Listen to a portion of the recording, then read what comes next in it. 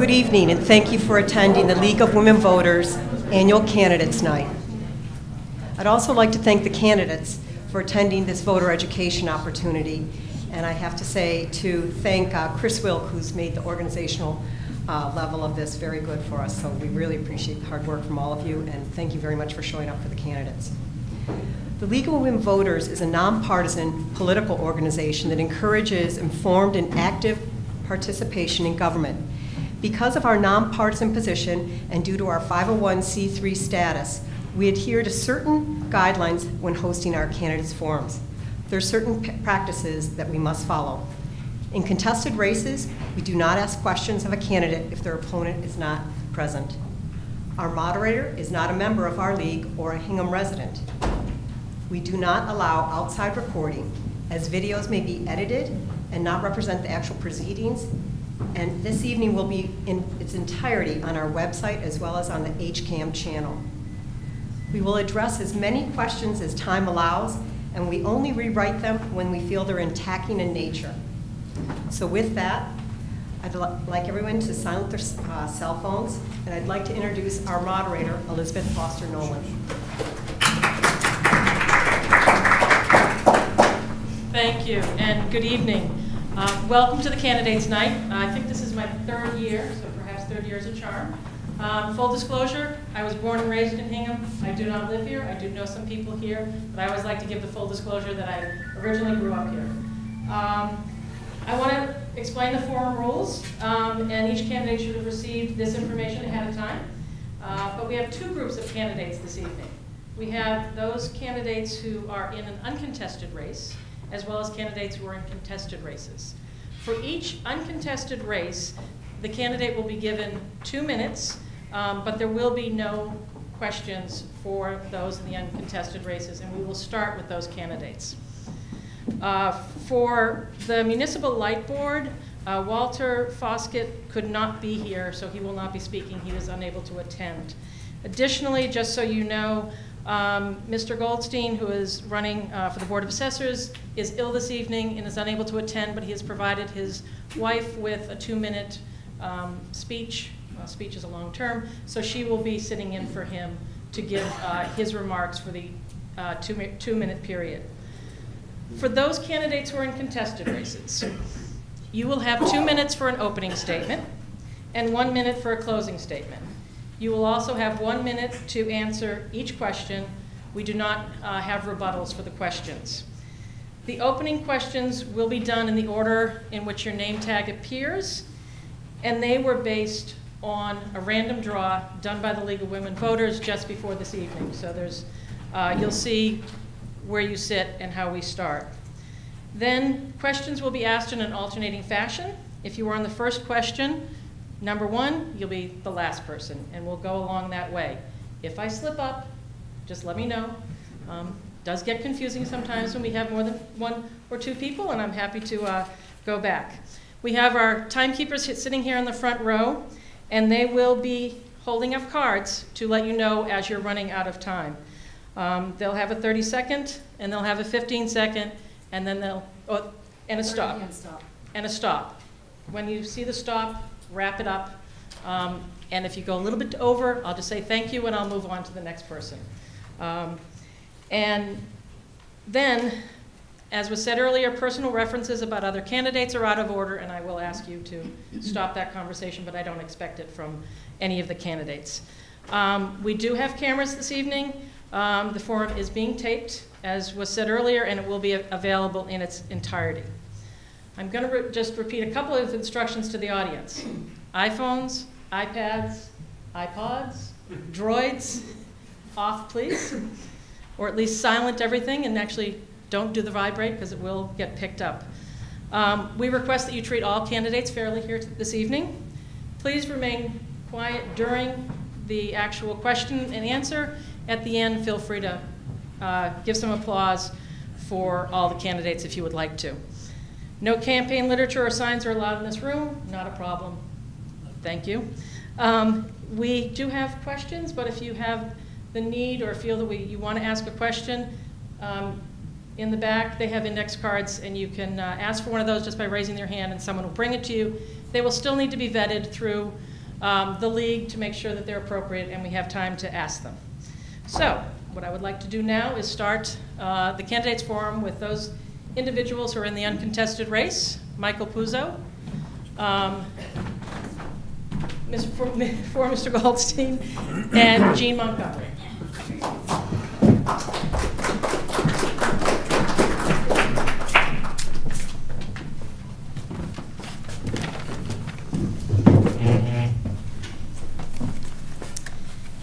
And Mr. Puzo, you have 2 minutes.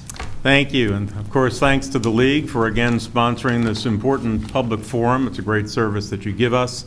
My name is Michael Puzo. I am a candidate for re-election to the position of Town Moderator. I view the position, of course, as the League describes itself, effectively as a nonpartisan position. My job as moderator in a town that has open town meeting is to ensure that the meeting itself is run in an open, impartial, and fair way, that debate is thoughtful, and that the issues before the meeting are fully debated and brought to at least some efficient conclusion. The other, of course, responsibility that the moderator has under the general laws and the bylaws of this community is to appoint citizens to various boards and committees.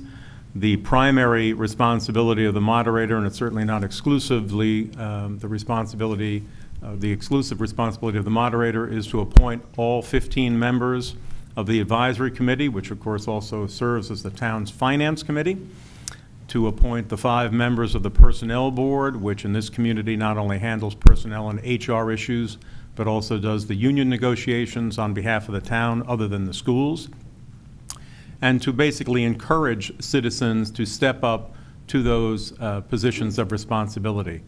It is clear that this community, and witnessed the gathering tonight, has a commitment to volunteerism that is part of what I would consider to be the DNA of the town. I welcome all citizens who wish to serve to get in touch with me. The Talent Bank form will be again in the warrant, and the community has worked exceedingly well with talented citizens. It's an honor to serve as town moderator, and I encourage you all to serve in appointive capacities if you wish, or to run for office if you choose. Thank you. I'm going to vote for you. Thank you. Thank you, Hal. All right, sir. Oh. Ms. Goldstein. Thank you. I would ask of all of you to please use your imagination. Thank you. Thank you to the League of Women Voters for sponsoring this event, and to dear Hingham voters, good evening, and thank you for coming out tonight, and thank you to the TV audience who's going to be watching this. My wife Avis and I have lived in Hingham for approximately 33 years. Avis spent over 32 years teaching kindergarten at South and East School. Perhaps she has had your children or grandchildren in her class, and if so, they were very fortunate. We both share a very deep affection for our wonderful town and the good work done by all of the elected officials, volunteers, and officers of this town. I have the utmost respect for Mr. Mark Tyberski, 17 years of service to the town and as a member of the Board of Assessors, and for Greg Hall's 27 years on the board, and also Michael Shaughnessy's work, and for all of that they have accomplished. Mark has left big shoes to fill. I am looking forward to adding to my civic responsibilities as your next member of the Board of Assessors. In terms of qualifications, BS in Economics and Accounting, MBA with a concentration in Finance. In terms of experience, a long, successful career in corporate finance, real estate finance, and investment banking. In terms of the town, HCAM, which we have 30 seconds left. No, much more tonight. Thank you, HCAM. Hal, presently as treasurer. Hingham Public Library, a board member now, and member of the Finance Committee, formerly Vice President and Chair of the Hingham Public Library's Building Committee during the expansion of the library 12 years ago. Hingham Cemetery Corporation, present board member and member of Administration and Finance Committee, formerly immediate past president. Stop. All right, as I say goodbye, Don't write my name in. Thank you. Ms. Montgomery. Good evening. I'm Jean Montgomery, Treasurer-Collector for the town. I have been in the Treasurer's office for almost 13 years, and during that time I've come to realize that not everybody understands what the various duties are of the position or the qualifications a candidate for this position should possess. So I decided to focus a little bit on this tonight. This is a full-time position with a Personnel Board-approved job description that defines the duties, job requirements, and the desirable qualifications of a suitable candidate. The salary grade for the position is also set by the Personnel Board. As stated in the job description, the Treasurer-Collector performs complex administrative, supervisory, and professional work in managing the town's finances. And as such, a candidate for the position should have a bachelor's degree, preferably in the finance area, plus 3 to 5 years of progressively responsible experience in municipal finance. I have both the degree and 24 years of municipal experience, with 16 years being in municipal finance. A candidate should be a certified municipal treasurer-collector or be able to attain certification within a 3-year period. Certification is awarded from the Massachusetts Collectors Treasurers Association only after the candidate seeking certification has been in office for a minimum of 3 years.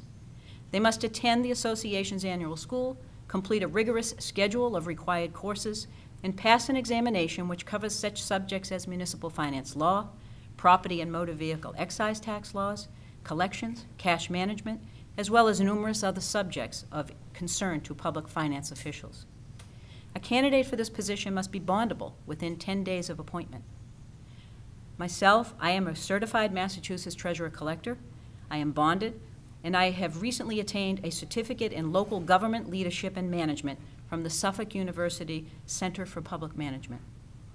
I would appreciate your vote in the upcoming election, and I hope to serve as your Treasurer-Collector for many years to come. Thank you. Thank you very much. Thank you. Thank you.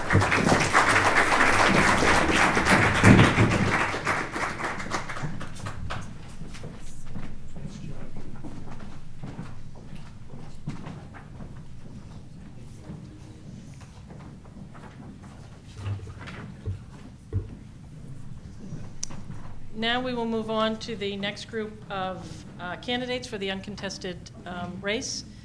Mr. Schultz, Mr. Watson, and Ms. Donlin.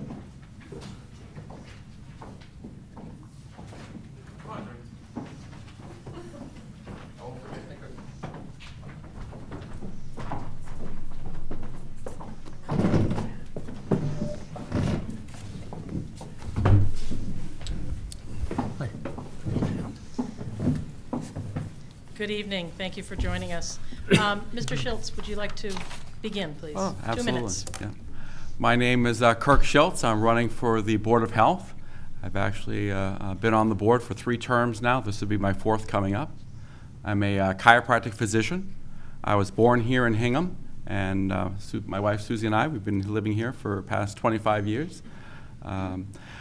On the Board of Health, we have a number of things that we oversee, and most notably septic systems. And when you look around Hingham, you notice we don't look like Hanover. We don't have mounds in our town because I care about how this town looks.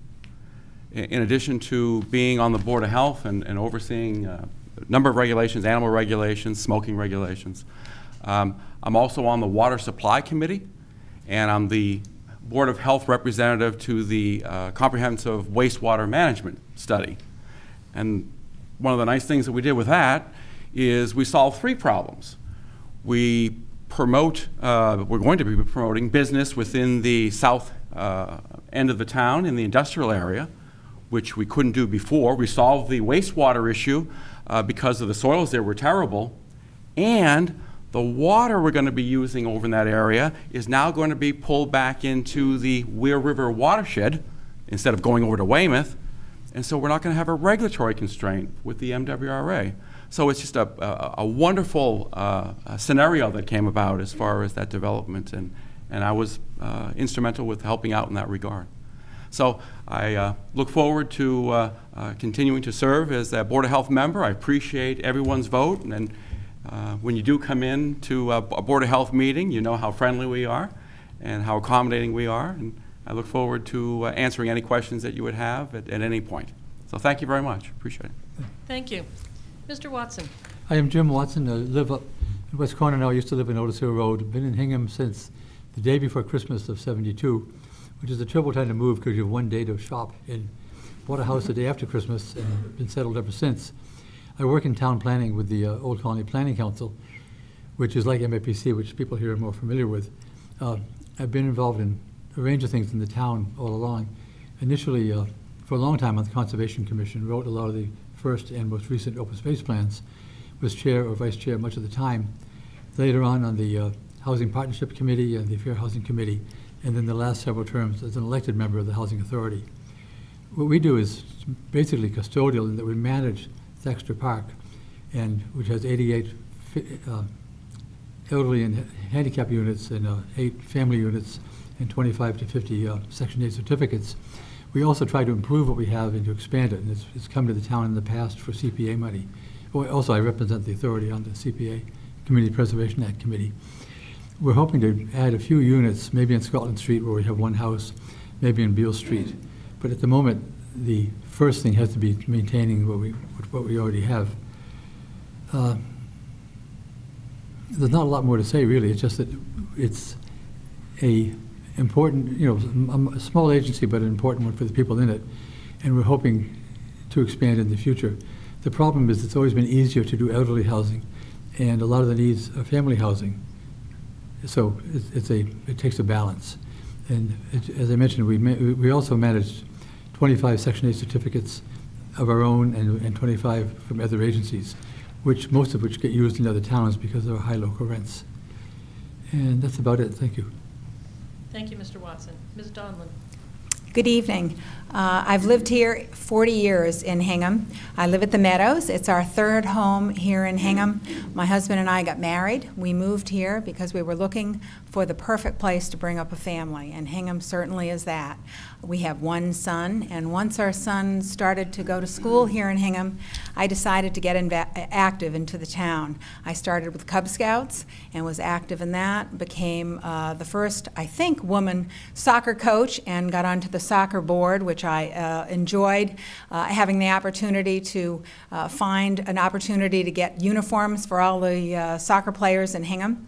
Moved on to co-chair of the PTO at the middle school. We were the first 6th grade up at the middle school, and then was very honored to be selected to be on the first school council when school council started in the town of Hingham, and later on appointed by Tom O'Donnell to serve on the advisory committee. So I've had an active role in Hingham for a lot of years. My background is in business. I had a newspaper that I started all on women in business, so I'm a big supporter of the League of Women Voters, and spent several years growing a large business, eventually selling that to the Boston Herald, and learned a lot about what it takes to run a business and be successful and make sure that budgets are met and that everybody is accountable. I'm a physical fitness nut. I love running and walking. I've, I think, been into every 4th of July parade and running race since we've lived here in Hingham. And I want to take my experience and work with the Recreation Center and the Fitness Department to help Hingham have the best recreational facilities that we can possibly have. So it's wonderful to run unopposed, but I'd love to have your vote. And if you would be interested in learning more about me, I have a website. It's vickydonlin.com. I believe in transparency, so please look at that, find out all you can find out about me, and thanks very much. Appreciate it. Thank you very much to all of you. Thank you.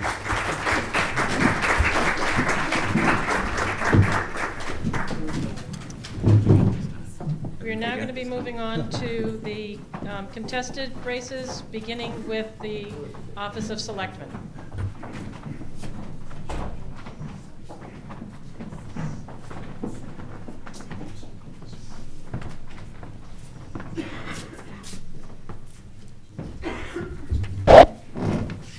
And just a quick reminder, gentlemen, you'll have 2 minutes for an opening statement, 1 minute for a closing statement, and 1 minute to answer each question. I will be starting with Mr. Healy for the opening statement and for question 1, and then we'll alternate. And Mr. Healy was picked by a lottery, random draw, through the League of Women Voters. So, Mr. Healy, would you start with your opening statement, please? Sure. Thank you very much for having me here. I first appeared before the League of Women Voters in 1994. I had red hair at the time. I've served on the planning board ever since. I do appreciate this opportunity. This is a very familiar room to me. I've sat through literally hundreds of hearings. I serve on the Hingham Planning Board with a great group of people that all of you elect here. My experience in the town of Hingham also includes working 11 years as a police officer. I worked midnight to 8 while my wife Esther and I raised a young family, went to law school. I left the department in '89, and I've served the town, as I said before, on the planning board since that time. I've been on other committees, the Master Plan Committee, Zoning Bylaw, Traffic Committee. I'm also involved in the St. Vincent de Paul Society in our town, which is a group that meets very quietly and privately, helping the people that find themselves in difficult financial situations. So I have a very strong understanding and appreciation for the pressures that townspeople at all different levels face. I've worked with a number of you that I recognize here tonight on different committees, town government. I'm knowledgeable and familiar with the selectmen that are presently serving. I believe that I could get along quite well with both of them. I'm familiar with the open meeting law and know how to comply with it. I'd bring hard work and dedication to the office of selectman, and I'd ask for your vote. Thank you very much. Thank you. Mr. Chambers, your opening statement, please. My name is Al Chambers. I live at the Lincoln School Apartments. I am running for selectman because I think I see a confluence of fiscal problems approaching. We already have a great deal of projects on our budget for the town of Hingham. I think that will be further complicated by a federal government with a $15 trillion deficit that we share revenues with, or vice versa, they share revenues with us. That's going to dry up considerably. State has been running for years on a $2 billion deficit, and they are trying to address the issue now. We have program after program after program coming up that will strain the resources of many people in this community. I am quite concerned about the developing split in the feelings among some of our citizens. That's why I'm in the game. I was a financial man most of my life. I was one of those old-fashioned Boston bankers. I got into securities after a period of time. My activities in Hingham, because I traveled a lot, I was on originally the not the planning board, but the industrial and development board way back in the 70s. One of the projects we brought to head was the rezoning of the area now referred to as the Derby Street shops. That was a healthy thing to do. I also coached for years Hingham hockey and Hingham soccer. I spent 15 years on the board of South Shore Hospital. South Shore Hospital is a big business. I would like to be your selectman. I will listen to everyone without prejudice in that job.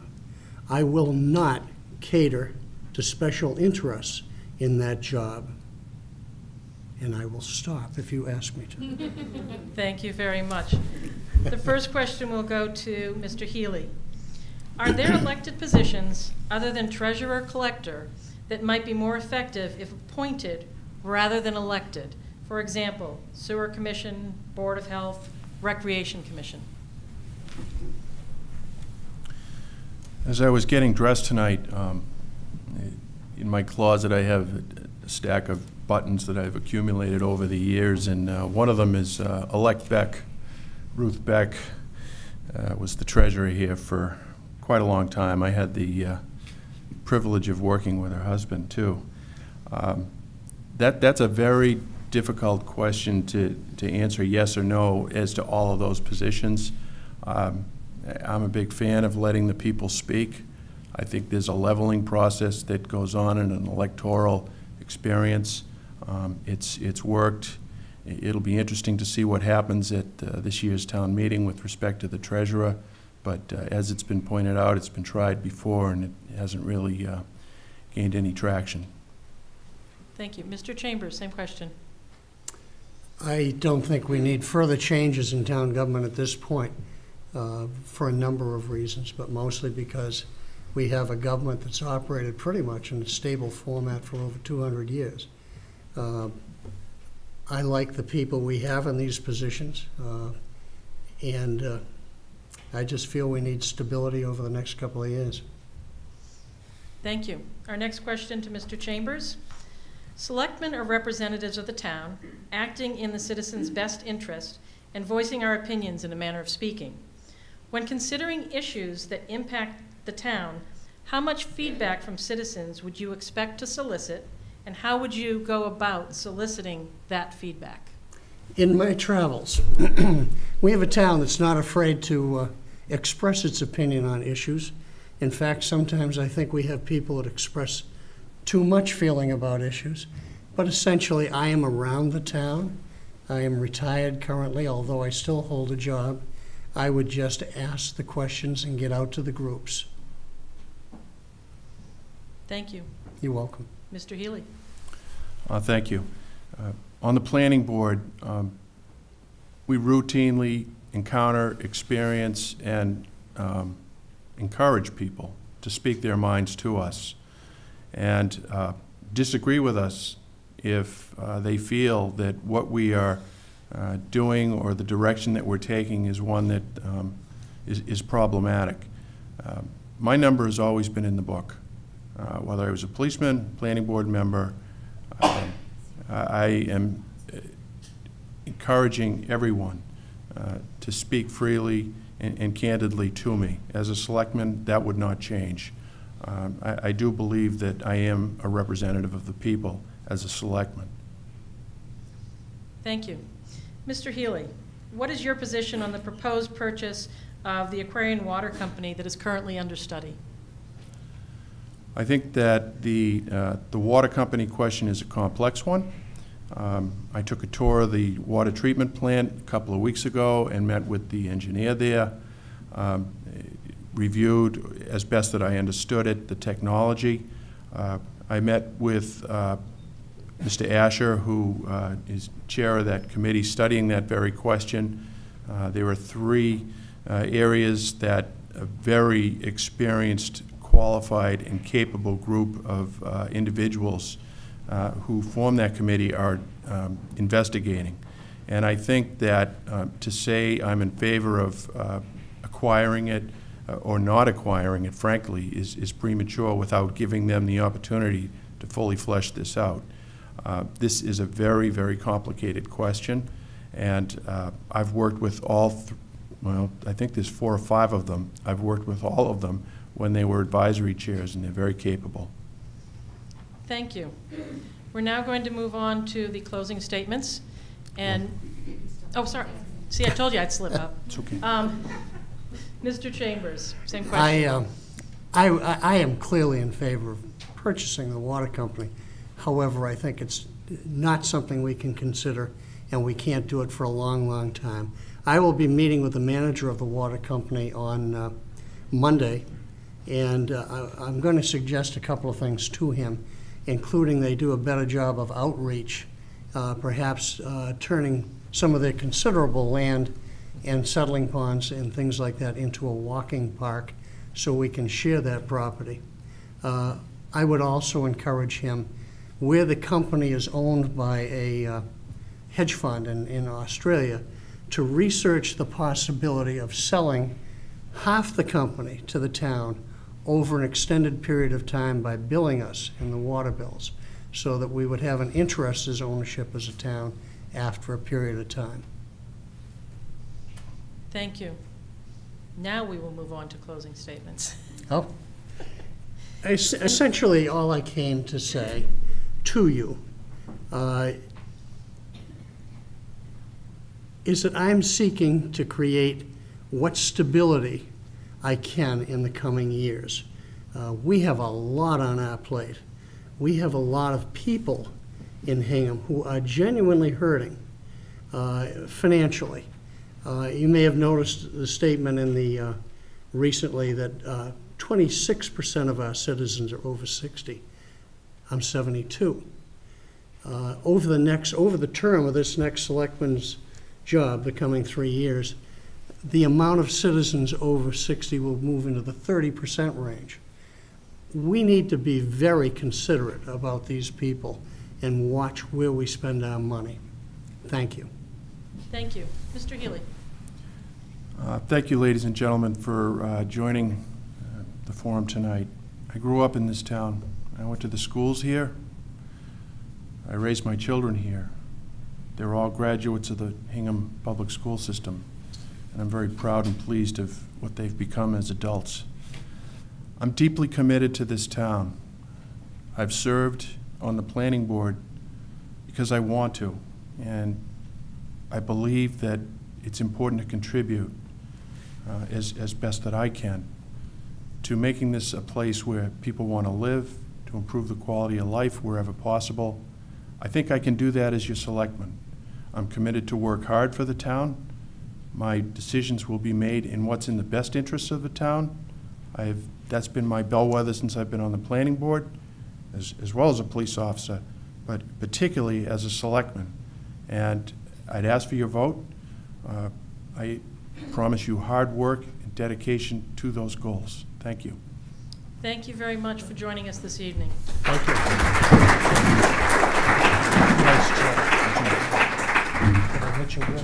The next group will be those who are running for the school committee.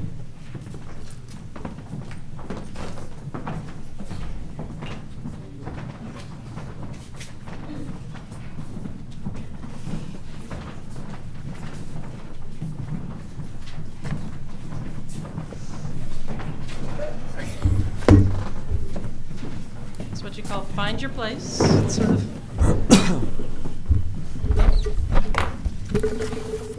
again, we will be doing 2-minute opening statements followed by the questions. And in the random draw, Ms. O'Reilly. So we're going to be starting from that side. Thank you. And so if you would like Ms. O'Reilly to start with your opening statement. Thank you. Good evening. My name is Liza O'Reilly. I have lived in Hingham for 21 years with my husband, Tom, and our 3 children who are currently in 3rd, 8th, and 10th grades. Over the years, my children have attended East, Foster, the middle school, and the high school, and during that time, I volunteered in leadership positions on school councils, PTO board of directors, and for numerous school-based activities. I am also actively involved in the wider Hingham community. In 2010, the Selectmen appointed me to the School Master Plan Review Committee to study the middle school. I am active in the League of Women Voters of Hingham and played a key role in its recent town meeting study. I am also an overseer at the South Shore Conservatory. I grew up in Princeton, New Jersey, and graduated from Carnegie Mellon University. I worked in sports marketing for 20 years, including 14 at Reebok. Hingham schools currently offer students the opportunity to achieve an outstanding education. The building projects are almost complete, and now our focus must shift to providing students the tools and experiences to thrive in the 21st century, while at the same time remaining mindful of taxpayers' money and making decisions with operational transparency. I want to focus on 3 primary areas to improve our system.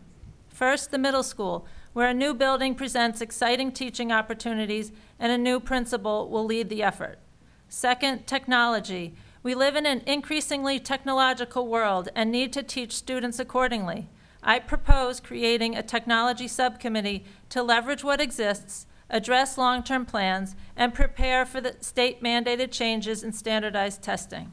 Finally, making sure that the high school continues to deliver a well-rounded, challenging education to its increasing number of students. As your elected school committee member, I will focus on educational excellence and innovation, practical financial planning, and respect for the town meeting process and the taxpayer. I ask for your support and vote on April 30th. Thank you. Thank you. Mr. Burnham. My name is Ben Burnham. First, I wish to thank the League of Women Voters. It's a great opportunity to meet with the candidates and express our views. I got my bachelor's degree in finance with a computer science concentration. I worked many years in the financial services industry in Boston. And I was introduced to Hingham in the early 90s when I came here for a wedding, and that's when I fell in love. It wasn't my wedding. Fast forward several years later, I met my wife, and we moved here. And that's when I started to pursue my passion, which is carpentry. I started a residential construction company here in Hingham. I work almost exclusively here. You can catch me just about any time driving on Main Street. My phone number is on the side of my truck. So my wife and I, we started a family. I have a 9-year-old daughter at East School, and I've had an opportunity to volunteer there. I had the chance to build their book racks for their 1001 book club. And if you've ever been in the back of East School, you'll see some vegetable gardens, which I built with some of my employees. We had lots of fun doing that. And I participate in the Back to School Bash. I'm usually working the grill. But I want to do more, and that is why I am running. And I hope for your vote on the 30th. Thank you. Mr. Shafter. I would like to thank the League of Women Voters for organizing this event and the citizens of Hingham for their support of our school systems. My name is Andy Shafter, and I am seeking re-election to the Hingham School Committee to finish the work I started 3 years ago. My wife and I have 4 children, 2 girls and 2 boys. From college to 8th grade, our children went to PRS, East, the middle school, and the high school. Our experience covers the educational spectrum from IEPs to AP courses. People ask me what I like about the job. I like being on the school committee because of you. I've gotten to know many of you during my first term, and I've listened to your thoughts, and I'm confident we have a shared vision, providing Hingham students with a quality education. One of the strengths I bring to the table is my ability to work with those who do not share my viewpoint. It is unreasonable to think we will always see eye to eye, but it is not unreasonable to think we can still converse. This ability is essential to our democratic process. 3 years ago, I ran to give a fresh set of eyes and an independent voice to the problems we faced. The challenge at the time was a weak economy. And given my interest in education and my financial background, I ran. In those 3 years, we've accomplished much, but I'd like to highlight 2. First, transparency. Each day, we get better at providing you with information. Our meetings are televised now, our minutes more detailed, and we post increasing number of our documents on the website. Second, we are performing long-term solutions. The new middle school and the proposed field project are a good example. I am seeking re-election because there is unfinished business. The issues include technology, our guidance department, our enrollment, all-day kindergarten, and other curriculum initiatives. I would like to finish the work I started 3 years ago, and I ask for one of your 3 votes on April 30th, and I look forward to answering any of your questions tonight. Thank you. Thanks. Mr. Is it Estes? Estes. Mr. Estes, want to make sure. Thank you, and thanks to the League of Women Voters for sponsoring this event tonight. I'm running for re-election to the school committee because I want to continue, as Andy said, the good work my colleagues and I have begun for the benefit of Hingham's children. We have accomplished a lot, but there's still much to do to ensure our children receive the best education possible. I'm optimistic about the town's financial future and the positive effect increased funding may have on the education we seek to deliver. I joined the school committee while we were still feeling the effects of the Great Recession. Following deep cuts endured to open East Elementary School, we faced years of 0 or modest increases in operating revenues while expectations to provide quality services remained high. I'm encouraged by the financial outlook that suggests increased funding is possible, and I'm grateful for a renewed spirit of civility and cooperation among departments and committees to achieve our common goals. Over the past 3 years, I've gained valuable experience working with other town officials to strike the appropriate balance between the provision of services and available resources while gaining a comprehensive understanding of municipal finance and the interplay among town departments and their respective fiscal needs. I'm particularly proud of the work I've done as chairman of the School Building Committee for the past 2 years. Construction of the new middle school continues smoothly and on budget. I have also coached youth sports for over 6 years, volunteered for numerous causes, and proudly worked alongside other town officials with Father Bills and Mainspring in the development of independent, supportive housing for U.S. veterans. I believe I bring both ability and commitment to the board and have worked hard to achieve many successes over the past 3 years. I'm a lawyer and my wife is a writer and former teacher. All 4 of our children attend Hingham's public schools. We are very much involved in our community and enjoy all the things that make Hingham the diamond of the South Shore. Recently, I was asked why I devote much of my personal time to volunteer endeavors. It's because we're fortunate to live in such a wonderful town where my children receive an excellent education, and I feel I have a responsibility to give something back to the community I love. I look forward to meeting with residents in the coming weeks, and I ask for your support for another term on the school committee. Thank you. Thank you. We'll now move on to our questions. And again, 1 minute to answer the questions. And we will start with Ms. O'Reilly and rotate these questions. So, the first question, would you support shared management and budget by the school department and the town on functions such as facilities planning and maintenance? If yes, how would you see that happening? And if no, why not? Yes, I would consider looking at it. I think we need to evaluate it. Natick has actually started that process. I'd like the schools to focus on education.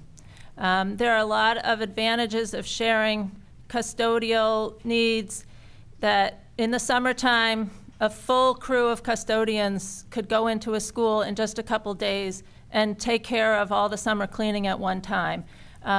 I also feel that the custodians at the school could benefit the rest of the town. I know at the East School, the custodian there manages the software system for the school department that tracks when filters need to be replaced and other maintenance. And we could bring her experience to the rest of the town.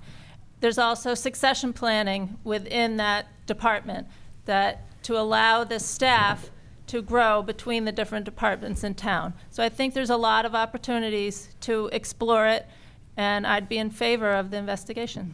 Thank you. Mr. Burnham, same question. I would like to take a serious look at that. I think it's a great idea so that we can focus more on the students. It does worry me sometimes when we let a building go into disrepair. It may make more sense to have another committee, in fact, focus on that. It does warrant a closer look. It's something I would certainly be looking forward to discussing in the coming school year. Thank you. Mr. Schaffner. In theory, this all sounds great. We already do this. We don't have a formal process in place, but we already do this. The Director of Business Services for the Hingham Public Schools, John Ferris, already meets with the top people of all the other departments to talk about shared resources because we share them already, whether it's the fields between, because perfect example, our baseball team and our tennis team play over here at Cronin. So those are not the high school fields. They're the rec department. So we already do this on a lot of bases. Obviously, we'd like to continue doing it and working through a lot of items. One thing that makes it not just so easy is a lot of these employees are union contracts, so we'll have to work with the contracts. And then also, I'm not a lawyer and know everything about the town charter, but remember we have different elected boards. We have an independent system of who works, of what group has responsibility for separate areas. So in theory, I support the idea. It is a good idea, but I do want people to know that people from the school committee, John Ferris is already working with other boards to make us the most efficient community we can be. Thank you. Mr. Estes. Thank you. The concept is something that could be examined, but I think on a limited basis perhaps. But we have to be careful because the needs of the school department and the rest of the town are not always consistent. Also, I think we need to be very careful about the resources used for non-educational endeavors. We receive funding from both the federal and the state governments. And I think we have to be very careful about cross-pollination, if you will, of funding. Also, our responsibilities differ, those of the school committee, than other town departments and committees. The school committee is the only committee that has statutory responsibility for its own budget and can spend it freely. So I think we have to be very careful when we examine interdepartmental relationships with respect to shared management and facilities maintenance and planning. Thank you. Mr. Burnham, the question will go to you first. The financial burden of the special education portion of the school budget can be heavy, particularly the cost of student transportation. Do you see any promise of relief through regionalizing any services or partnering with neighboring communities, as is being done with the Regional Emergency Call Center? Well, it's my understanding that the call center has not been a huge success. It would worry me. We could discuss it further. I'm certainly open to the idea. My daughter participated in the integrated program at the kindergarten, and it was a wonderful experience for her. I think they do a terrific job. I would be concerned of perhaps taking away some of the benefits to pursue such a program that's been asked. Thank you. Mr. Shafter. So I assume when you're talking about transportation, you're referring to our out-of-district transportation. I would say that that's a good presumption. Okay. So with regards to that, first of all, special ed, no one wants to be, anyone who has a child who has to have their child transport outside the system, you know, my heart bleeds for them because of all the stress of being on that. So we want to make this process as easy as it can be. We already do try to make as many arrangements as we possibly can to make this, to coordinate. You do have to keep in mind, though, the way the law is written. It's not like we can just put X number of kids on a certain bus that are all going to the same spot. There are rules in place for exactly how long they can be on a bus. So we must get our students there in the most efficient manner possible. So yes, would it be great if we continue to coordinate, which we do, but the fact there are some rules and regulations that are probably state and federal laws that prevent us from always making it the most efficient. Thank you. Mr. Estes. Special education is always a challenging issue, and particularly when we talk about the financing of it. As you may know, special education is over 25% of the school budget on an annual basis. I don't think regionalization is an answer. I think what we need to do is work on improving the laws that affect special education, and particularly expenses, how they're paid, and with respect to transportation. As you know, transportation for out-of-district placement is not reimbursed. That's something we need to address at the state level and change. I don't think partnering with other towns is the answer. As Ben mentioned, the dispatch center has not been a huge success early, but I'll give it the benefit of the doubt as it's early in the game, nor has it achieved the savings I think were expected. I just don't think it's the right answer. I think we have to continue to work through groups like the Special Working Group, examining a number of special education issues chaired by Linda Port, and work at the state level to make the laws better. Thank you. Ms. O'Reilly. I've been trying to learn a lot about special education as I've been campaigning, and it concerns me that we always talk about money and transportation. I know it's the big issue is special education. We have our own children in our community that are already going to our next door neighbors for services.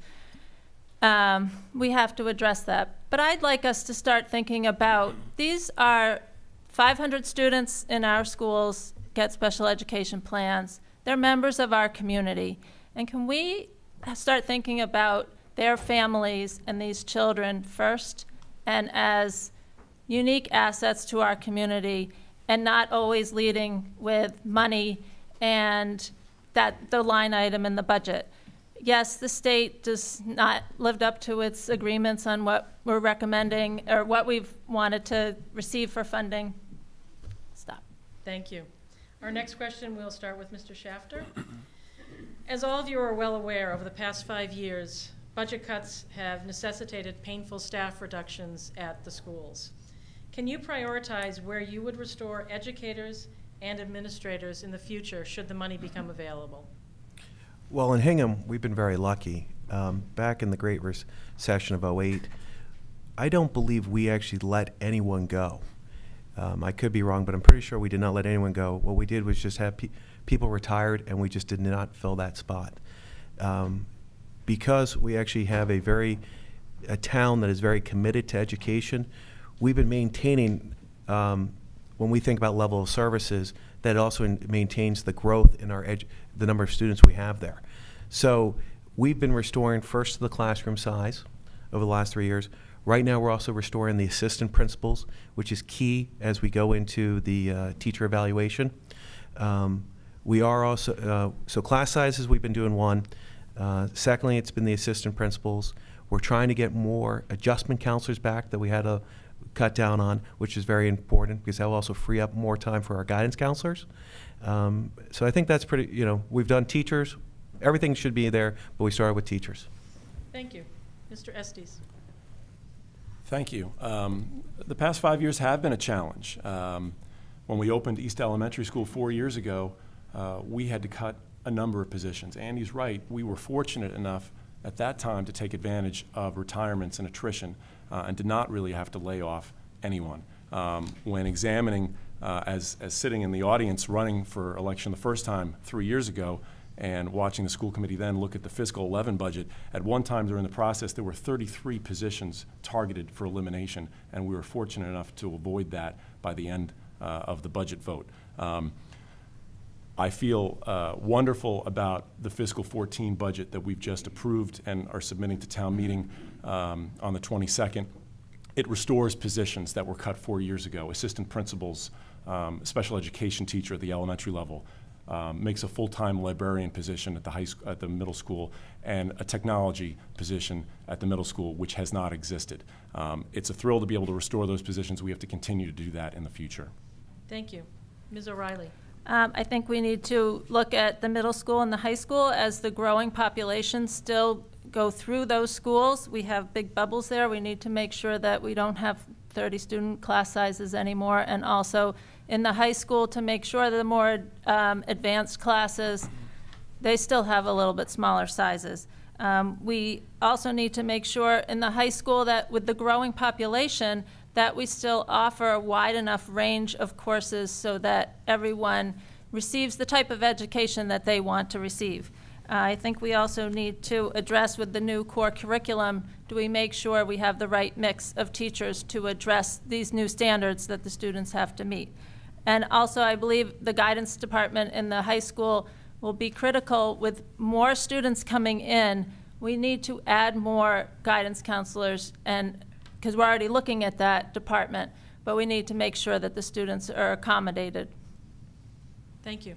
Mr. Burnham. It's hard to add more. These are all very good comments, and I'm in agreement. For me, the teachers make the student, and the parents' involvement is key. Certainly the PTO, so outreach to all of them is important. The school committee's outreach to those. I think a discussion with the teachers and what resources they may need would be a very important part of the discussion. Thank you. Our next question, we will begin with Mr. Estes. Do you feel teachers should be paid based upon an evaluation or test results?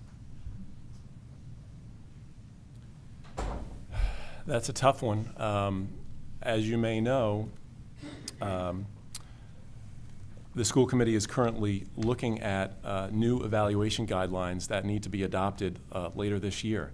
There are working groups assembled that include teachers and administrators that have been meeting on a model document that the State Department of Education has suggested be accepted or adopted in one manner or the other. Test scores are a challenge. Not everyone takes tests well. I didn't always take a test well, but I managed to do okay. I think teachers have to have to be evaluated based on the success of the child in the classroom. Certainly test scores are one indication of success, but they're not the only indication of success. And I would hope that we would be able to evaluate teachers on a much broader spectrum of areas. Thank you. Ms. O'Reilly. I think you have to evaluate them on both. Standardized testing is now part of our world. We can't get away from it, but it should not be the only measurement of a teacher or of a student. And evaluations have to be done in the proper way, and we need to encourage our teachers to be the best teachers that they can be and learn from their colleagues and learn from their own experiences, learn from their students, but it cannot be just one or the other. Thank you. Mr. Burnham. It has to be a combination. We can't just teach to a test. I remember also filling out evaluations as a student, and I had one particular teacher that put those evaluations in a drawer, and I don't think they were ever turned in. So there's many different ways to approach this. It has got to be a combination. Thank you. Mr. Shafter. I do agree it is both. Unfortunately, it's a no-win situation. What do I mean by a no-win situation? Tests perform a metric. So then everyone has a baseline, and if everyone takes the same test on a statewide level, we can see how we're doing. The reason why it's a no-win situation is if it's a good test, we should accept those results. But many of you know when we go to the high school for our annual meeting at the high school, we have the guidance department there. And they give us the reports of the AP classes. And last year, every kid who took the chemistry AP, I think it was like 20, 22, 23 of them, they all got a perfect score of a 5. And I was bragging about this to one of my friends who's involved in education. I go, look, we have a very good school system. I feel bad for our kids because if you got a B in that class, but a 5, how do you look to the colleges in their eyes? And what my friend said to me, he goes, Andy, they'll accuse you of teaching to the test. So the reason why I say it's a no-win situation is even if we, well, I gotta stop here. I say both. Thank you very much. I am going to ask one more question because we did get something from the audience. So we're going to start with Ms. O'Reilly. And it's a two-part question, but really dealing with the same issue. What are your thoughts on filling teaching positions within the Hingham Public Schools? Do you think internal or external searches are preferable? I think we have to do both.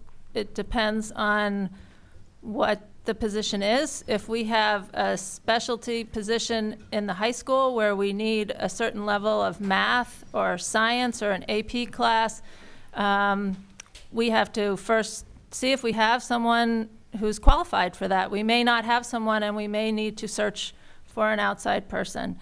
But it's important that we do groom new teachers or bring them up and mentor them internally. The families want to get to know them, and they become part of the fabric of the schools. So it should be a combination depending on the position. Thank you. Mr. Burnham. I'd have to say a combination. You know, we all want to do better in our jobs, and so we certainly look internally to our teachers. But an external search is important as well. Sometimes you have to grab a broader market, and it may just boil down to the position itself and the candidates that are available. Thank you. Mr. Shafter. So when we talk about teachers, obviously we have a lot of paraprofessionals in our school system who are qualified teachers. And when a position opens up, yes, we want them to apply because they know the system. Obviously, we're going to post a lot of these positions. If someone else who's a very good candidate applies, it should be a fair opportunity for both of them to compete. But I do not have a problem with promoting teachers within because just of the fact they already know the system. They know the kids. They're going to be able to step into a role of authority easier. The second point is you talked about teachers. So again, I figure both, but another thing, if you're talking about administrators, like principals, I always feel we should go to an outside search, just because I think that's the fairest process. I have no problem, though, with if we have a person who's been in the system a long time, I have no problem making that person an immediate finalist as we search for the outside, because I think they've earned that respect, or earned that right. Thank you. Thank you. Mr. Estes. I think either or perhaps a combination has been mentioned. I think it depends on the position and the circumstances at the time.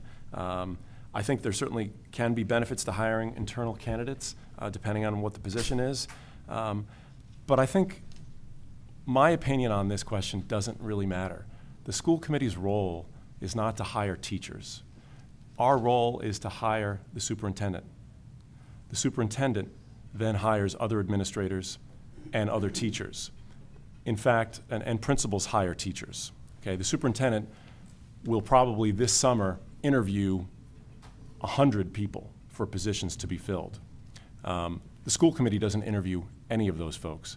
There is one position that is opening that 2 school committee members will sit on a panel to interview for, and that's a principal position, but not because we have to. That's a superintendent's position to appoint, not a school committee's role to be involved in, but I do think it can be either or a combination. Thank you. We'll now move on to your closing statements, and as I said, we will be doing this in reverse order. So Mr. Estes, you will go first. Thank you. I'm grateful for the opportunity to speak directly to Hingham's citizens and thank the members of the League of Women Voters again for their time and effort organizing this event. As citizens, our interests are not always aligned. Our everyday needs and concerns vary, as do our hopes for the future. But I think we can all agree that today's children are tomorrow's leaders, and we must do everything we can to help them succeed. That success will not come without challenges, and we face many. While the town's financial outlook is bright, other issues will require attention, including changes in curriculum and standardized testing, the adoption of new teacher evaluation guidelines, and the negotiation of new contracts.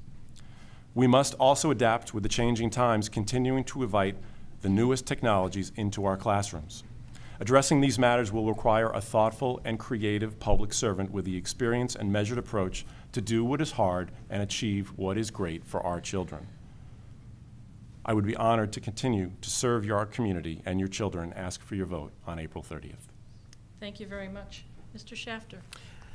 I'm a very lucky person. I get to serve on the school committee of Hingham. Hingham has so many dedicated residents who support our initiatives, and they have not only do the children in mind, but they have the thought of Hingham living into perpetuity in mind. Additionally, a lot of times I don't thank her enough because I go to so many meetings, but I'm very lucky that I have a wife and 4 supportive kids who admire me or will allow me to come to all these meetings. But I do think that's very important to have someone at your side always helping you with the decisions. I've been on the committee now 3 years, and I've learned a lot, and I have a lot of experience and a lot of independent ideas. I don't think people realize how large our school system is, and this experience will be needed for the next 3 years. People don't realize we have 4,400 students. We have over 600 teachers. We control over 6 buildings plus other facilities. This is a big job, and it requires the experience that I've earned and learned and would like to continue working for you. I ask for your vote on April 30th. Thank you. Thank you. Mr. Burnham. It's time for me to give back to Hingham. I have a lot of great customers in town that have helped my business, and I want to contribute to Hingham. Some of you have heard me say this before. I have 2 ears and 1 mouth. I do a lot more listening than I do talking. I listen to all the viewpoints before I offer my opinion. It's important to hear everyone's opinion in this process. I am humbled by all of those that dedicate so much time volunteering to Hingham, and I want to participate in that. I hope for your vote. Thank you. Ms. O'Reilly. The past few weeks, I have really enjoyed speaking with Hingham residents about our schools and have found that the overwhelming majority are proud that Hingham has good schools. During those discussions, though, the main question I'm asked is, why are you running for school committee? My response is that I want to make education in the classroom the priority. I want to make our schools even better than they are and to prepare our children for all they can achieve in the 21st century, being good citizens, leading happy and healthy lives, and becoming lifelong learners in whatever field they choose. Better schools provide more opportunity for all Hingham residents, not just our students and our families. The teachers and staff find fulfillment in their chosen careers. Homeowners retain value in our investments. AAA bond ratings are retained. Residents feel confident that the quality of our town is reflected in the quality of our schools. I have served the town of Hingham in many ways already. This effort to serve on the school committee is not my personal agenda, but about the future of our students and of our town. I ask for your vote on April 30th. Thank you. Thank you to all of the candidates here this evening. We appreciate you joining us.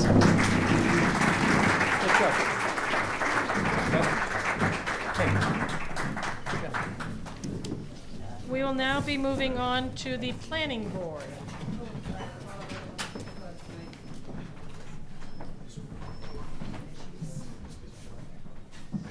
Thank you.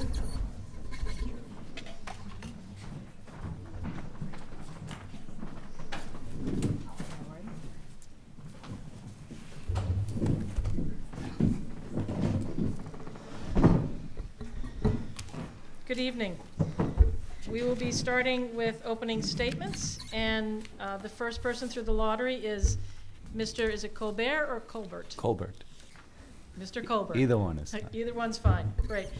So, Mr. Colbert, if you could start with your 2-minute opening statement, please. Thank you very much, and thank you to the League for hosting this. This is a wonderful event. I'm Ed Colbert. I'm running for Planning Board. Some of you or many of you don't know me, so I'll give you a little bit of background about myself. Before I came here this evening, my son, who's in middle school in 7th grade, asked me what you do at these forums, and I said, you try to impress people with your knowledge and experience. And he said, oh boy, good luck, Dad. So I'm going to give it a shot. So I grew up north of Boston. I grew up in Melrose. My father worked for the phone company. My mother was the secretary for the high school principal. I graduated from Melrose High School and was lucky that someone steered me in the direction of Phillips Exeter Academy for a year, and then on to Wesleyan University in Middletown, Connecticut, where I graduated with a major in government. I was captain of the hockey team for 2 years. I went to work in the State House for a brief period of time in Massachusetts, and then on to law school, where I met my wife, who is from the Midwest. She's from Madison, Wisconsin. I went to work in the Attorney General's office for the Commonwealth of Mass. I was an Assistant Attorney General for 5 years. I represented a number of state agencies, including housing agencies, planning agencies, and the like. I married my wife, and we moved to Hingham 12 years ago. As I said, we have a son in 7th grade. My daughter is in 9th grade, both in the Hingham Public Schools. I am the president of Hingham Youth Hockey, an organization of over 450 children in this town with more than a $500,000 budget that we manage as a public charity. And we've been growing every year, and particularly in the last couple of years. I want to run for this office because I want to give back to the town. I served on the DPW committee for several years prior to this, and I'd like to continue doing so. Thank you. Thank you. Ms. Corey. Hi, Sarah Corey. I want to thank the League for running this event. And I want to say I'm running for re-election for my 4th term. I'm proud to live in Hingham. I love the square, the center, the harbor. I love the wonderful places to walk, the historic buildings, the excellent schools, amazing library, and the inspiring people and incredible opportunities. I'm grateful to those who have worked so hard to make this town what it is. And I love that Hingham has the feel of a small town. And I think that the planning board rules and regulations and the town's zoning bylaws have allowed me as a planning board member to maintain some of that character. And I want the opportunity to continue to do that. I've enjoyed being involved in the board, but I still have lots to do, lots to learn in responding to growth and development, in creating affordable housing, in protecting abutters' rights, in providing a respectful forum for people's opinions and reactions to be heard and listened to. I provide a consistent message on the board, particularly when it comes to the granting of difficult waivers, what has worked and what has not, and I think that experience is essential to understand where an exception can be made and where an exception hasn't worked in the past. And I think bringing my past experience will really help with that. I have voted the last 15 years to help mitigate situations, to improve a project and the impacts it has had.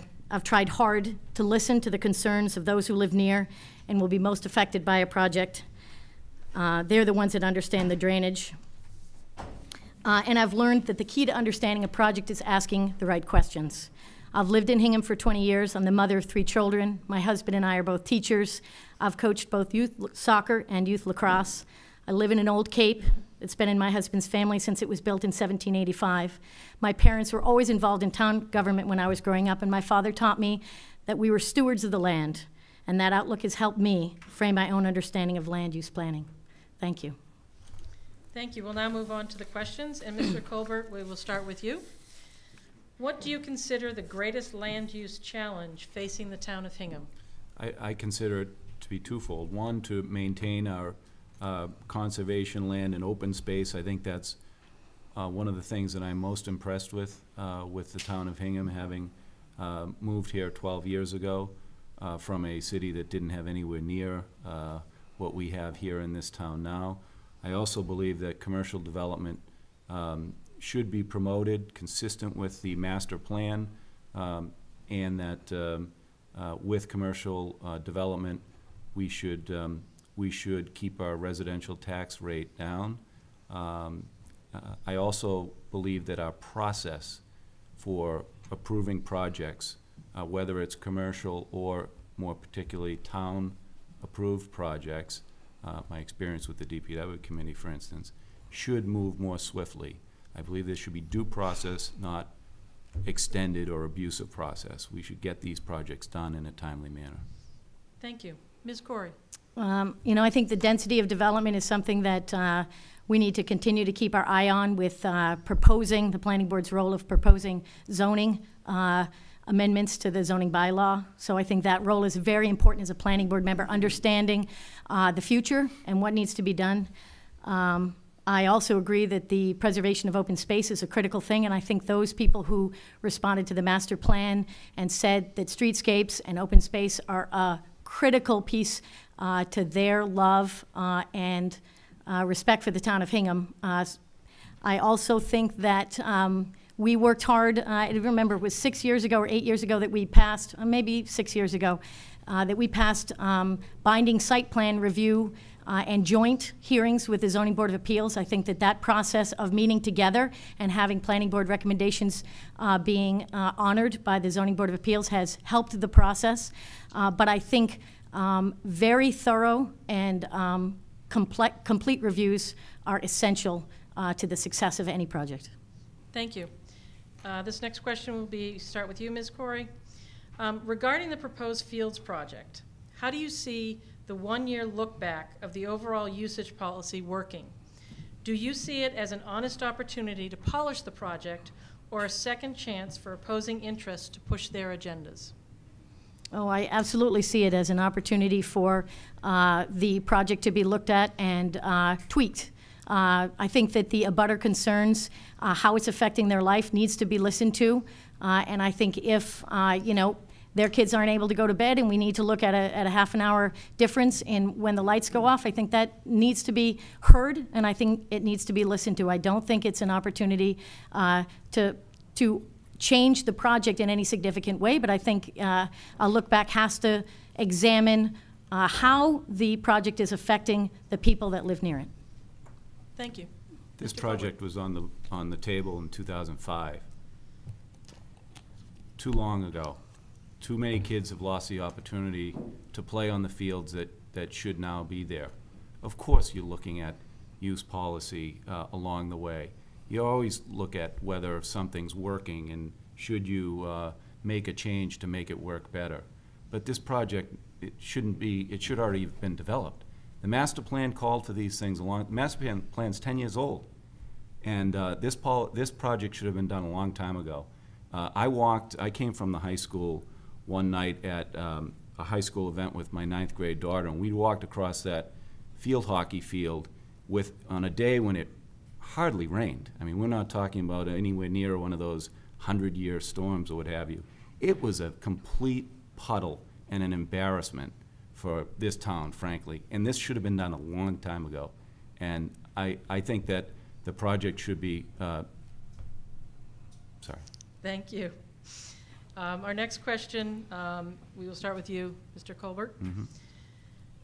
The 20-unit 40B development proposed for 12 acres off of Main Street has many people in the town concerned about its impact on the schools and on an already busy corridor. Do you feel the zoning board and the planning board work effectively together on these proposals? What are your feelings about this particular project? Okay, in terms of how the zoning board and the planning board work together, I agree with my opponent that the process in which they work together is a good one. I think that can only make the process work more quickly, which I think it should, and not be delayed because of outside concerns.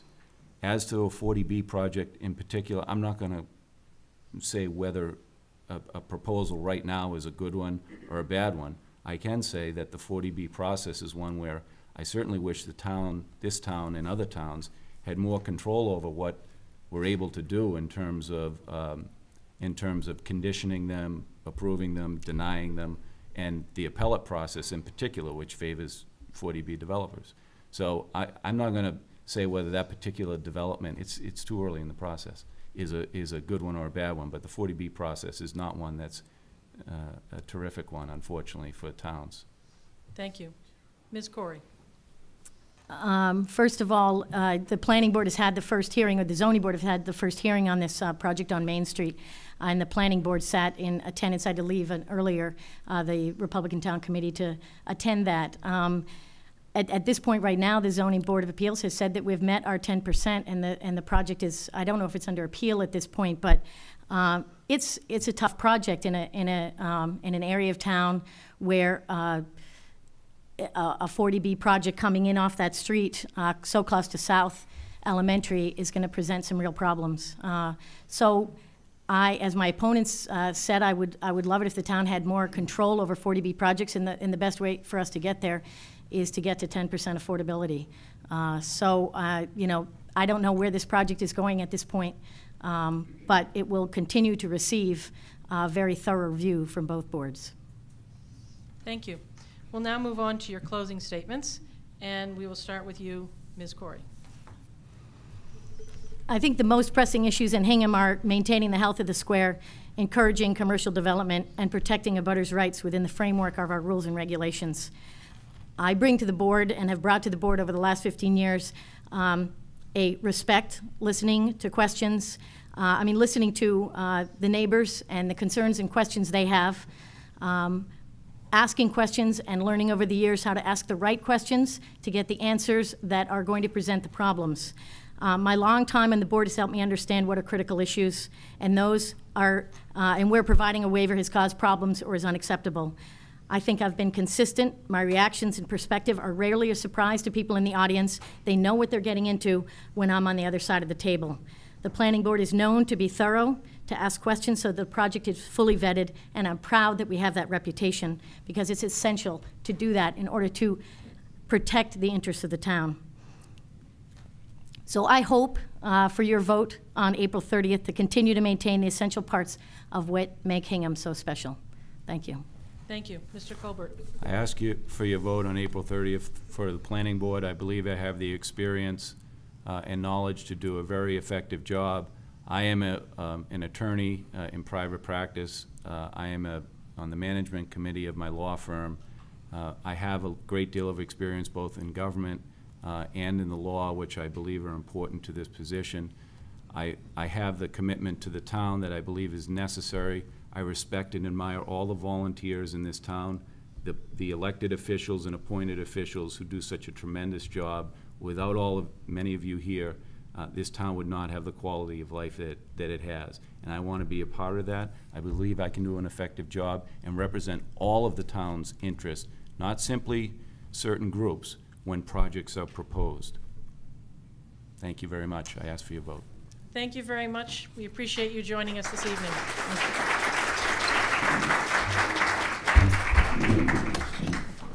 We will now be moving on to our last office, which is for Sewer Commission.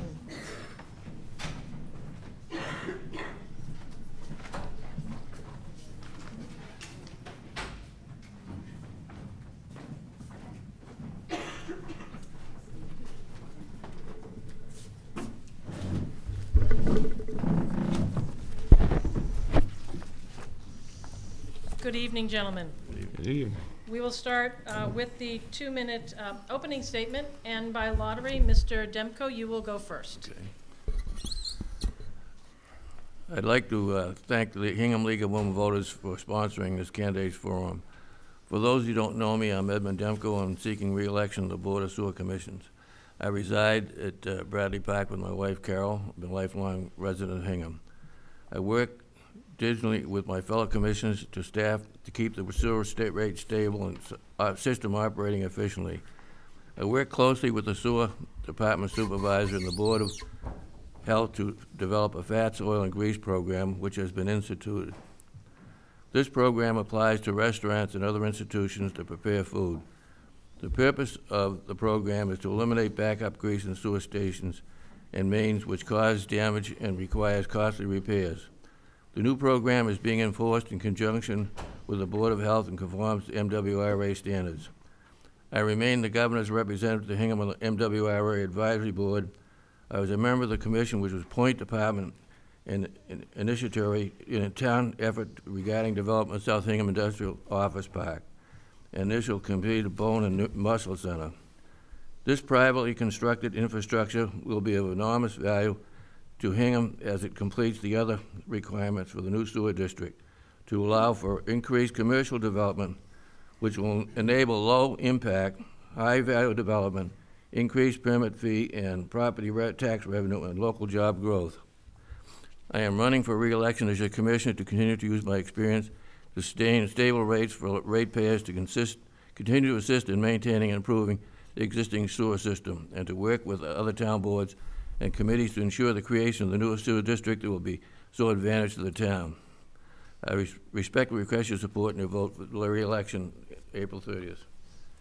Thank you. Mr. Patch. Good evening. My name is Tom Patch, and I too am a candidate for the position of Sewer Commissioner. I too wish to extend my thanks to the League of Women Voters for holding this forum, and to the other candidates for elected town office for their participation this evening. As I'm wont to say, any opportunity for the electorate to become more informed is, to paraphrase Martha Stewart, a good thing. Second, I wish to tell you a little something about myself. I'm a born and raised Hinghamite. I have deep roots in the town. My family history goes back over 150 years. I am a product of the Hingham Public Schools, kindergarten through high school. From there, I went on to receive my college education both here in the United States and in Ireland, and earning a BA in economics summa cum laude. Then I went on to law school, and I practiced law for over 20 years. My law practice experience focused on municipal matters as well as land use, including representation in both the federal and state court systems as well as administrative proceedings.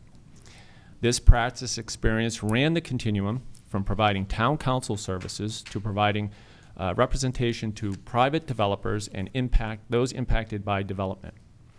I often attend various town government committee, commission, and board meetings to lend the benefit of my experience to their consideration of matters, as well as meet with various town employees for the purposes of identifying concerns and offering constructive solutions to those concerns. I seek the position of Sewer Commissioner in recognition of the significant role that construction and operation of and access to sewer infrastructure has now in and shall have in the future of the town, and to lend my experience to ensure that the end result is a positive. That said, I look forward to answering your questions this evening. Thank you. We will begin with Mr. Demko for the first question, and that question is, would you please prioritize what you feel are the areas where the Sewer Commission needs to invest, update, and improve?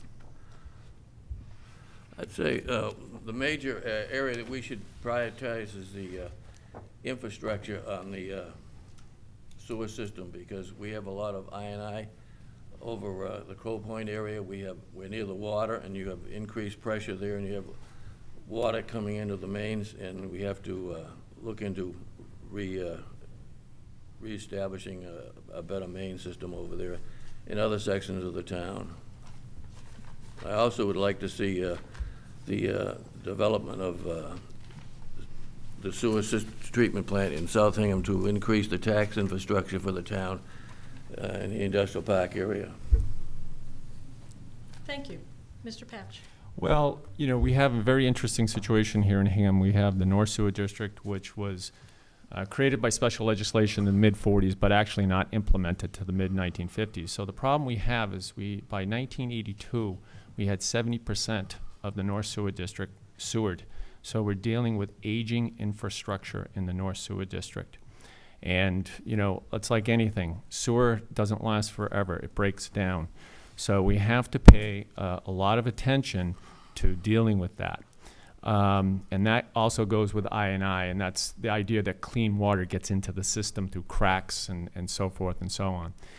And we're looking to invest in South Hingham for the town to operate a wastewater treatment plant. So hopefully that will offset the pressure on the residential real estate taxpayer. Thank you. Mr. Patch, the next question, we will begin with you. Given that the DPW now manages the sewer department, will there be a continuing need for an elected sewer commission?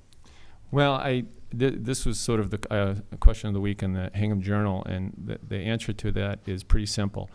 As long as less than all of the town is served by sewer, then you need a directly responsible and responsive body for those people. And the only way you can do that is have a sewer commission and to have it elected. If you had it appointed by the Board of Selectmen, unfortunately there's a little bit of a conflict there, a little tension, because the selectmen represent everybody, not just the ratepayers. So the idea of having an elected sewer board is it gives the ratepayers, the customers of the sewer, a direct line to someone who's going to be responsive to their concerns. Thank you. Mr. Demko. I agree. The sewer commission has the ability to oversee the rates for the tax ratepayers, and it's a major thing with some people that are retired. In fact, I'd like to see billing on a quarterly basis. Now it's twice a year, and some people, it's a lot of money when they get a bill for $800 to split. You know, if we cut it on a quarterly basis, it'd be a lot easier on them. And as far as the consolidation agreement, there needs to be some review of it, because I think you have to have commissioners that are responsible for the taxpayers and ratepayers. Thank you. Our next question, Mr. Demko, we'll start with you. There are long-term plans for a new sewer treatment plant in South Hingham. Would you support residential connection to the new sewer treatment plant proposed for South Hingham? Why or why not? The long-term, yeah, we should develop the treatment plant, and it's going to have a study on with the DEP and the EPA on the environmental impact to the area, because that's aquifer area. You get the Accord Pond, so it's something that's going to have to be studied before you can really say whether you should hook into the housing or whether you should go in the commercial end of it. Mr. Patch. Well, you know, I think two of the functions of the Sewer Commission, two of the obligations are to protect public health and to promote environmental stewardship. And, you know, what they're looking to do in South Hingham, as I've said before in different forums, is that there's a situation where you have marginal land up there. And the question is, do we really want that land developed? And if we want it developed, do we want it to be developed in a way that minimizes the impacts on the town? And so the theory here is that we're going to, develop this for commercial purposes, not for residential purposes.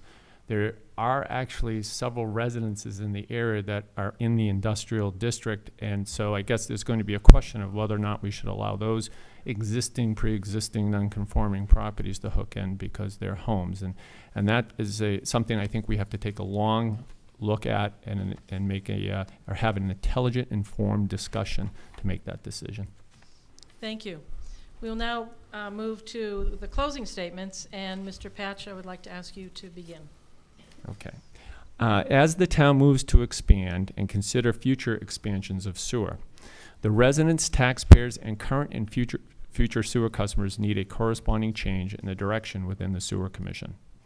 An effective sewer commission must exercise governance based on objectivity and competence, rather than politics and mismanagement. However, with the Hingham Sewer Commission, there have been too many mistakes, oversights, and other aspects of poor governance. This can no longer be tolerated given what is at risk. And what is at risk are the obligations to protect the public health, promote environmental stewardship, maintain customer confidence, and support a prosperous economy. I am running for the position of Sewer Commissioner to give the voters a choice. I believe I possess and can offer the positive attributes required of an effective Sewer Commissioner. I respectfully ask for your vote on April 30th. Thank you. Thank you. Mr. Demko. I'm running for re-election as your commissioner to continue to use my experience to sustain stable rates for our ratepayers, to continue to assist in maintaining and improving the existing sewer system, and to work with other town boards and committees to ensure the creation of a new sewer district that will be so advantageous to the town. I work closely with the sewer department supervisor and the Board of Health, also the governor's representative on the liaison of the town of Hingham MWRA advisory board, and I would like to serve as your commissioner and ask you to vote April 30th. Thank you, gentlemen. We appreciate you joining us this evening.